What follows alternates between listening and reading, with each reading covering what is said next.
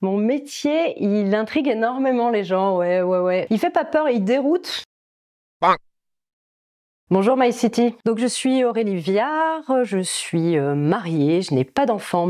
J'ai un métier plutôt atypique, donc je suis consultante dans le domaine du funéraire, pouvoir informer les gens et les sensibiliser sur des sujets qui sont encore malheureusement trop tabous dans nos sociétés. Donc les sujets qui concernent la fin de vie, la mort, le deuil et les obsèques. Donc avec une approche bienveillante, je vais informer les gens sur leurs droits et les possibilités en France. Alors pourquoi j'ai choisi la mort comme métier? Parce que j'adore travailler avec les vivants. Considérer que la mort est une partie inévitable de notre vie et qu'il y a plein de choses qu'on peut faire pour rendre cette partie plus sereine. C'est pas venu du jour au lendemain. Moi j'ai une première partie de carrière qui a été dans le domaine de l'humanitaire, donc notamment dans des zones de conflit, post-conflit et de catastrophes naturelles. Donc finalement des milieux où la mort et le deuil sont présents. Alors moi dans l'humanitaire j'ai travaillé essentiellement comme chef de projet, donc c'est-à-dire que je dirigeais des équipes, des médecins, des kinés, des psychologues, et j'intervenais donc le plus souvent dans des contextes de camps de réfugiés ou des zones de conflit, donc pour permettre l'accès aux services de base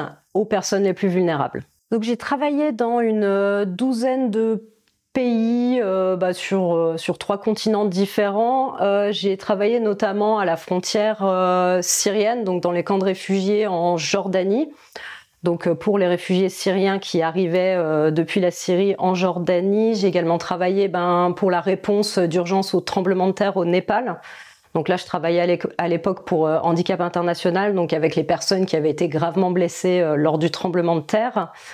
Et j'ai travaillé également dans d'autres pays comme la République démocratique du Congo, là aussi où il y a des grosses zones de déplacement en raison d'une guerre civile qui dure depuis pas mal d'années. Ouais. Ma première mission à l'étranger était en l'occurrence en Palestine et avec une petite partie du travail dans la bande de Gaza, donc quelque chose qui est toujours assez d'actualité. Ouais. Depuis que je travaille, que je m'intéresse de très près au sujet de la mort, mon rapport avec la vie a changé. Et je pense que c'est aussi une des raisons pour lesquelles j'ai décidé de travailler dans ce domaine. C'est que moi, comme beaucoup de gens, je viens d'une famille où le sujet est pas mal tabou. Et donc, j'avais énormément de craintes et d'appréhension par rapport au sujet de la mort. Donc, le fait de m'y intéresser m'a permis de surmonter pas mal de craintes, d'apprendre beaucoup de choses et de voir ça avec un petit peu plus de sérénité.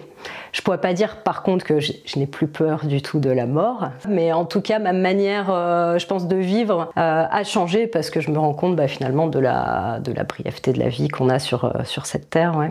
Donc ma structure s'appelle la Chouette Funéraire, alors pour plusieurs raisons, mais la raison principale est qu'une de mes personnes vraiment préférées dans ma vie était ma grand-mère maternelle, Yvonne. Et la chouette était son animal préféré, elle en portait une souvent en pendentif. Dans pas mal de civilisations et dans pas mal de pays, est un peu vu comme un guide, un éclaireur dans la nuit.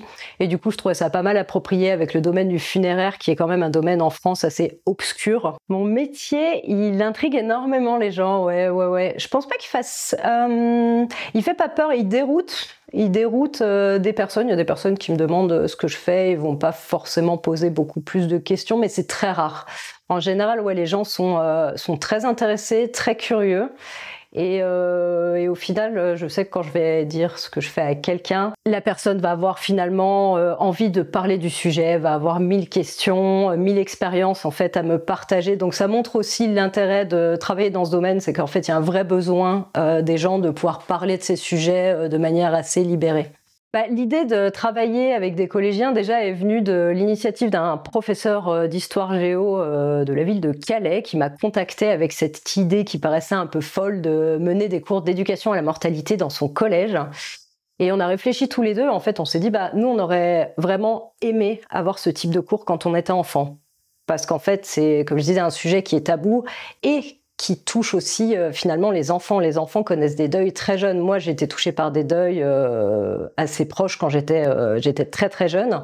Et j'aurais bien aimé en fait avoir un espace où on m'explique vraiment ce qui se passe quand on meurt, quelles sont les possibilités, et un endroit où je puisse discuter avec mes camarades de ces sujets. Donc c'est pour ça qu'on a décidé de tenter cette expérience, donc ce cours qu'on a appelé d'éducation à la mortalité, avec des 6e et des 3e, et ça a été vraiment super intéressant, et on a vu à quel point c'était utile en fait notamment avec les sixièmes qui vraiment ont eu cette envie de parler, de partager, avaient des tonnes de questions.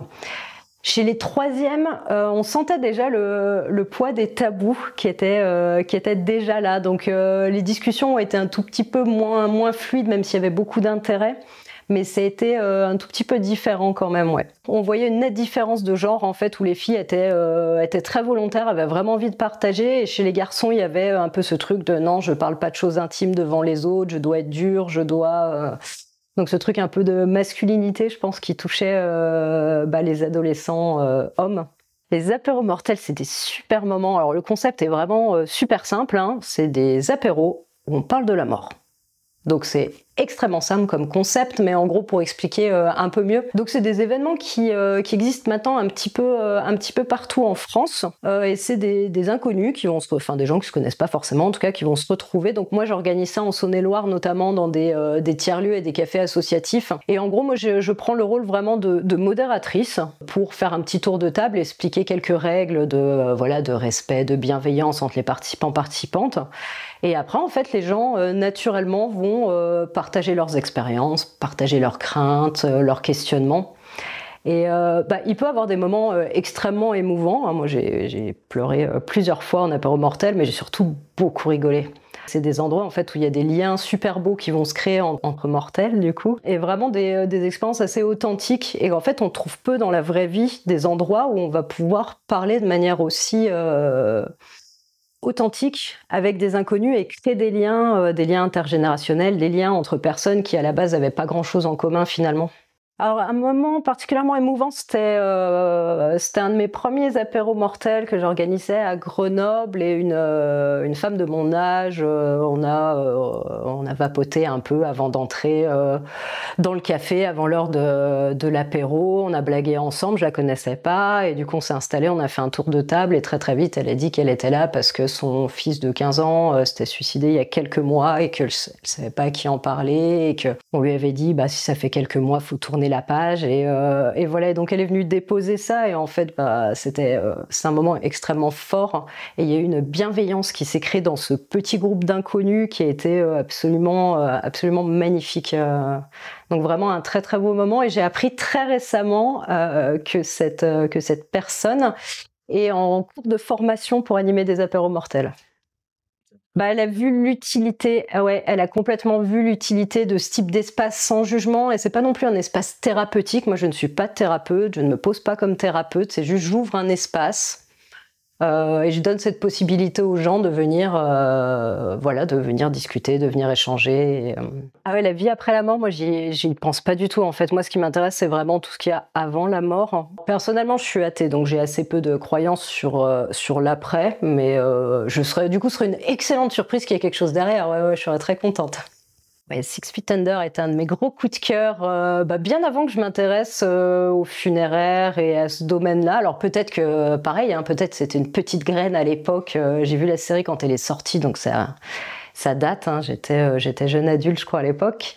Et je l'ai re-regardé quand j'ai commencé ma formation de concierge funéraire. Du coup, j'ai regardé la série une nouvelle fois, donc plus de 15 ans après. Et toujours une aussi bonne série. Ouais, je la recommande vraiment chaudement.